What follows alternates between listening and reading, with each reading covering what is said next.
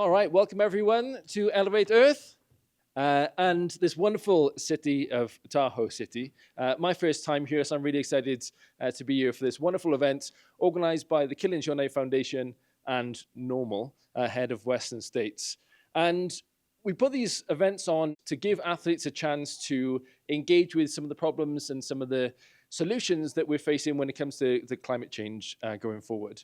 And we really believe that having an audience and having a niche like the outdoor world is really important when it comes to battling climate change for many, many reasons. But let me give you an insight of how we do that. So I run something along with a guy that you might know called Kylian Jornet, called the Athlete Climate Academy.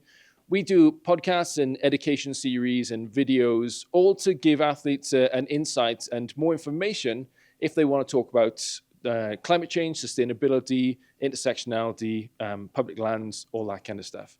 Because we really believe that the outdoor world want to engage in this kind of thing, but sometimes without the tools to do so, which is why we have many really great guests here who are helping athletes engage in this kind of world.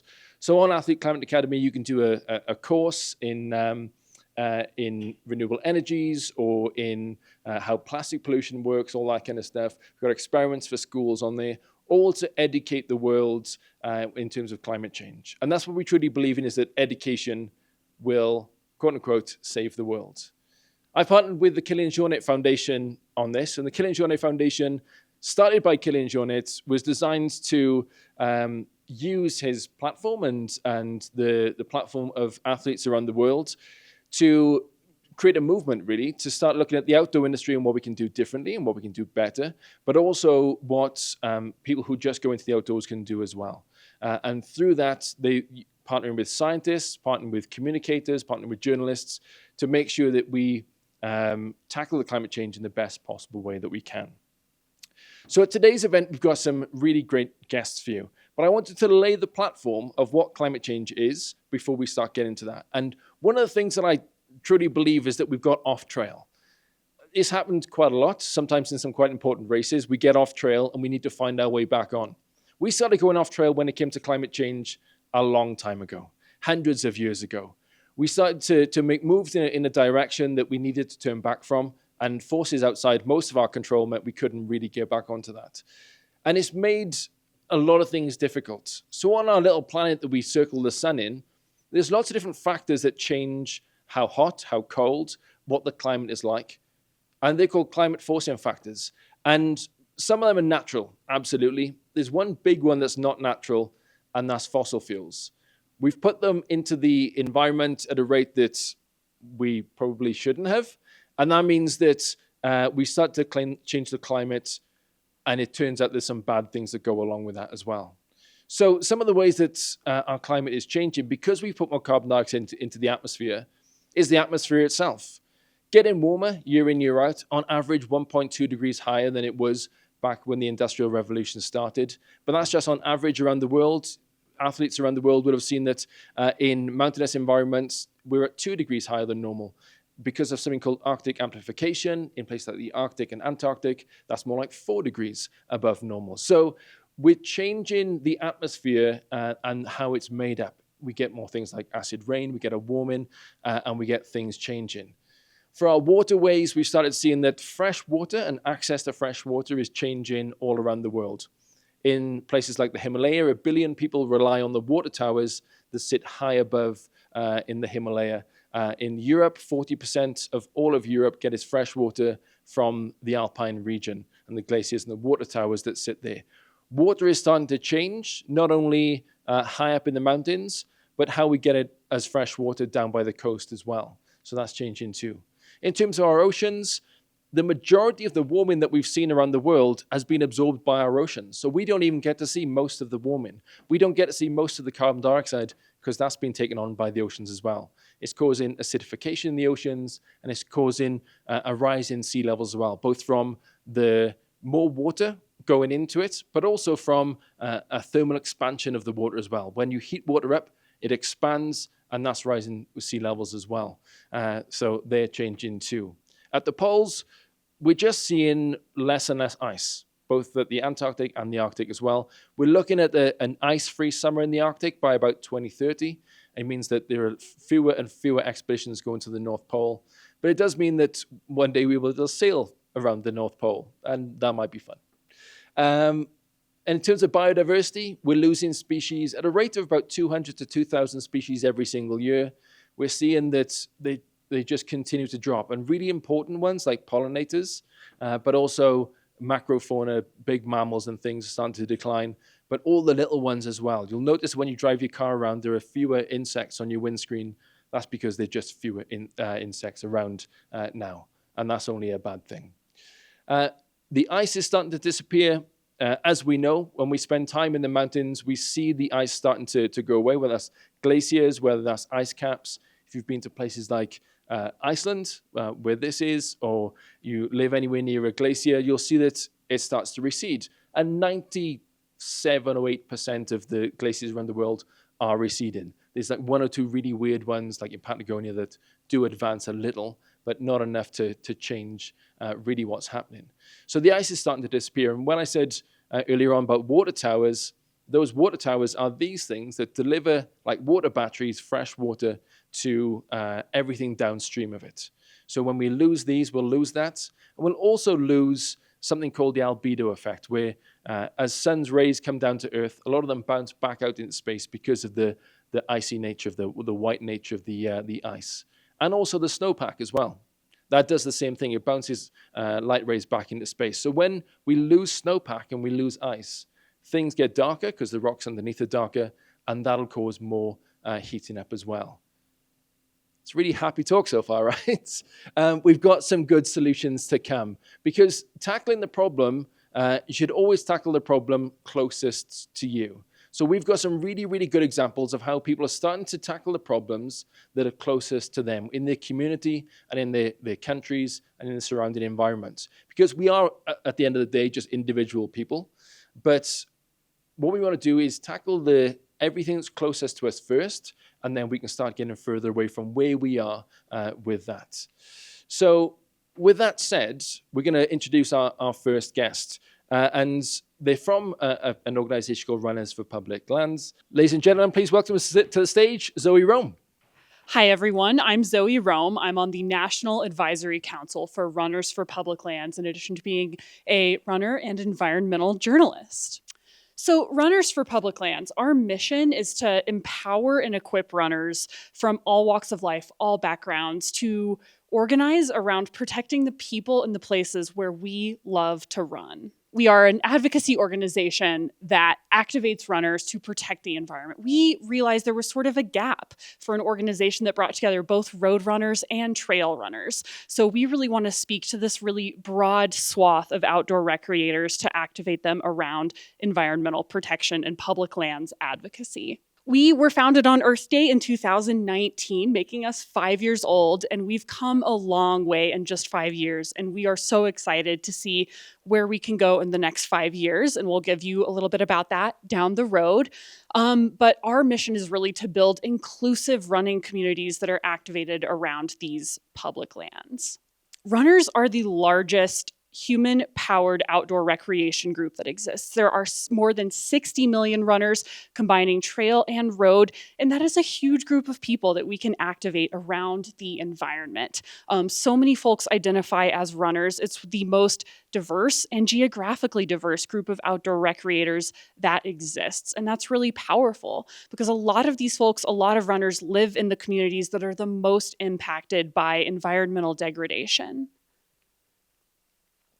We are creating pathways in local communities to connect runners with opportunities to learn about the lands and the people that they run with. We're not trying to start something totally new from the ground up, but we are a bottom-up organization that sort of combines the best of national advocacy with grassroots organization. So we really want to meet runners where they are and learn about the issues that matter to them and activate in the communities where they already exist. So we're not trying to build something totally new. We're just saying, like, hey, where do you meet up with your runner friends and what issues are important to you? What's going on in your biosphere? What's going on in your community? And how can we give you resources that can help you get involved on that level? We are involved not just at the grassroots level, but also at the national advocacy level. So we are really trying to be the voice for runners at the table when it comes to national environmental advocacy. Here you can see our executive director, Kat Baker, joined the Outdoor Alliance Grasstops Collective to really be that voice for runners when it comes to representatives from all of these different outdoor recreation groups, making decisions and talking about the issues that are important today. So we're really interested, again, not just in being sort of like having that top leadership, but on speaking to communities and figuring out how we can elevate their voices when it comes to representing runners at this larger scale. And we really want to bring folks together. So we really wanted to harness the potential to lead other recreation groups, embedding the values of environmental stewardship and inclusivity in the culture of our sport. Running is such a beautiful sport and an incredible community, and we really want to amplify and echo that. So we have a lot of really cool initiatives through community-built programs, resources, advocacy, and events. So again, we're trying to meet runners through a lot of different sort of mechanisms. We're trying to show up at races, we're having trail work events, and we're trying to sort of create space for connections when it comes to getting runners to talk about environmental advocacy. So one of our really big, exciting initiatives is the Everyone Runs Fund. This started 2 years ago with 2 original recipients, and now we've been able to provide grants for 3 recipients, doing everything from running 240 miles at the Moab 240 to running a half marathon on Mount Hood. And we really want to be a force of change in the running industry and sort of equip these leaders with the financial resources they need to speak to their communities. So I think this is one of our really, really exciting sort of initiatives beyond the purely environmental sphere. Trail work is also a big part of what we do. It's no secret that trail runners could be a bit more active when it comes to really getting their hands dirty and protecting and preserving and building trails where we love to run and play.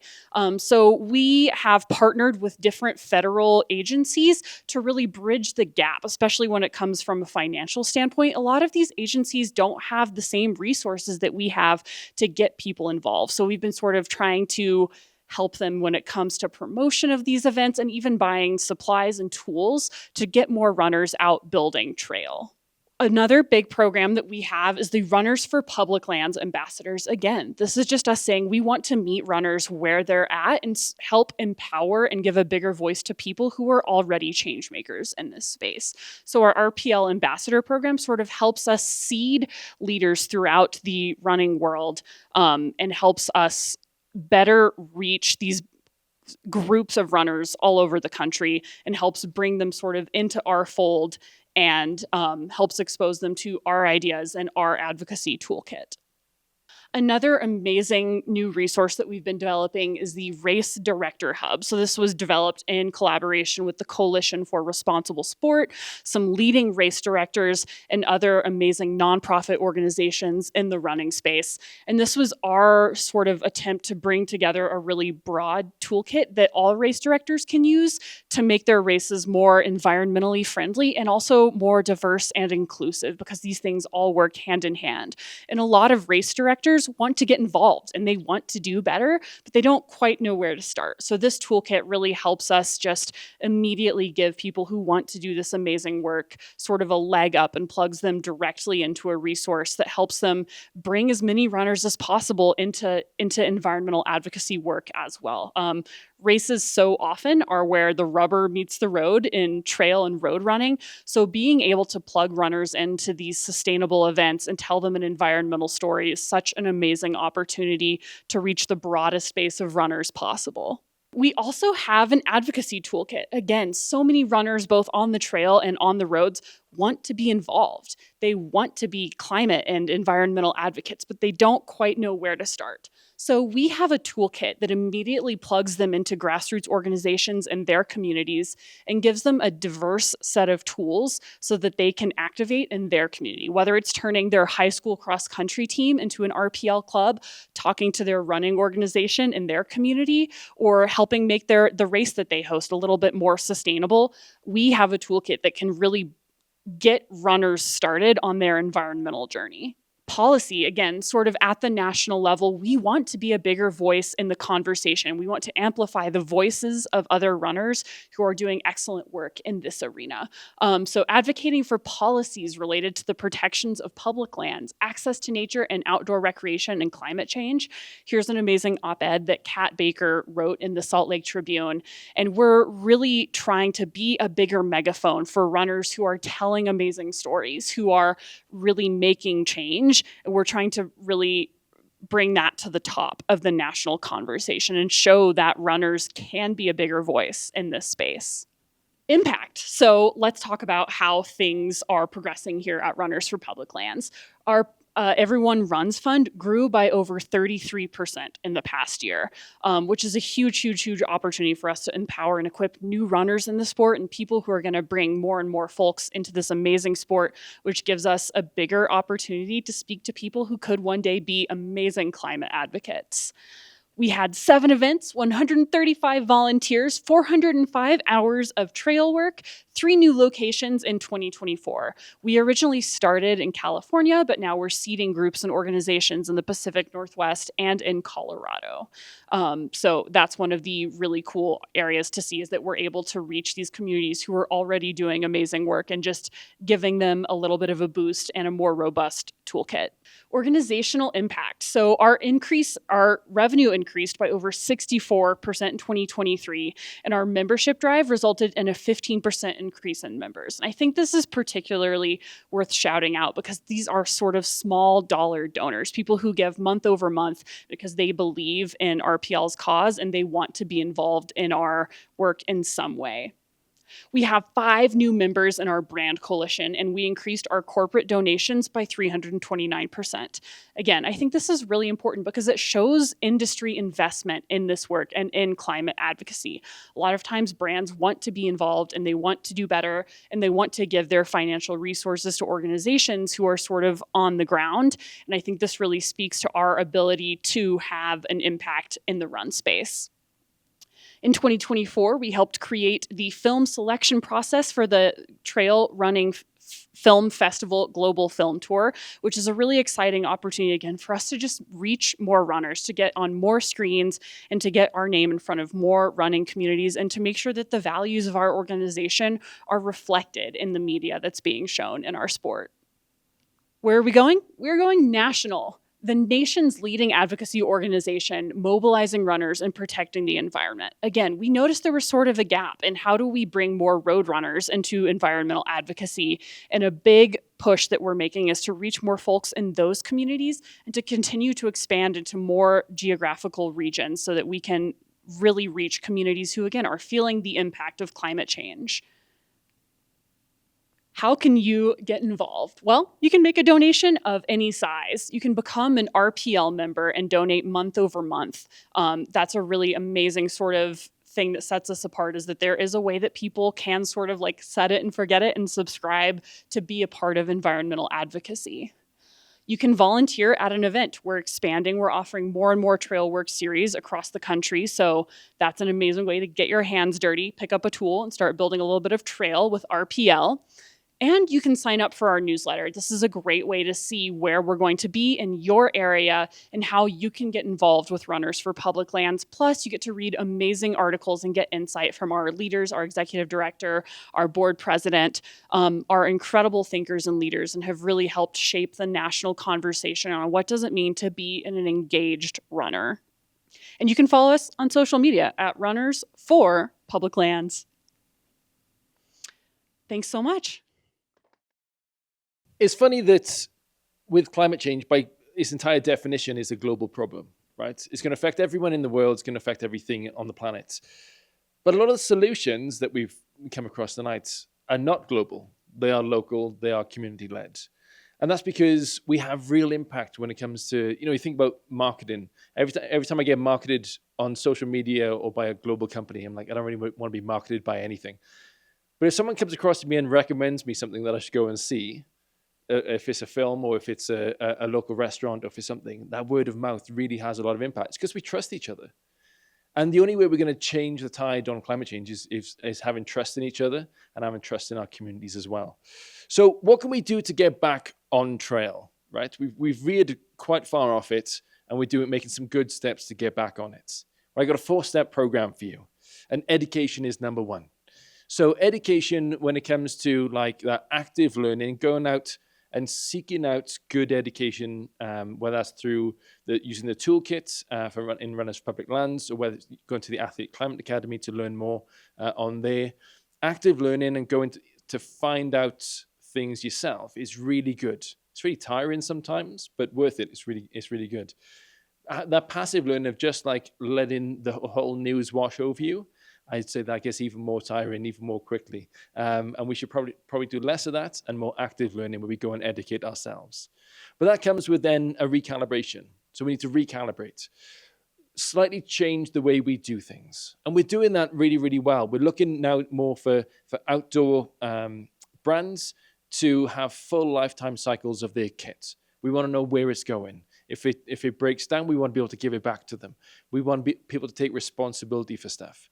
With our agriculture and with our food, we know now that certain non-efficient ways of eating might have to go by the wayside. We have more efficient things. We are recalibrating as a community, and I'm really excited for the next steps. And communication is key. My grandfather always used to say that we have to communicate with each other. And that goes both ways. That's listening as well as talking. Zoe talked about meeting people where they are. And if we want to affect change in anyone through communication, it has to be positive and it has to be 2 ways. We have to meet them where they are and talk about the problems before we talk about how we change them. So communication is very rarely done well in one direction, almost always best in 2 directions. And then advocate. Through the Sierra Nevada Alliance, through Protect Our Winters, through Footprints, through whoever, going out there and advocating for your local community and for a more progressive platform on climate is the way we change that. And it starts local and builds its way up to nationwide platforms and a global movement. And I'm looking forward to the next steps for that. Ladies and gents, that's been our program for tonight. We've seen some really amazing people, and we'll put all of their links up onto our website and give you access to that as well, so you don't have to go and find it for yourselves. We'll do some active learning for you, and we'll push them your way. But also for me, as Hugh James, is say thank you to Normal and Killian Jonnet Foundation for putting this on, Tahoe Art Centre for hosting us in this wonderful venue, and to all of you for joining us as well. Ladies and gents, diolch o galon. Thank you so much. Good night.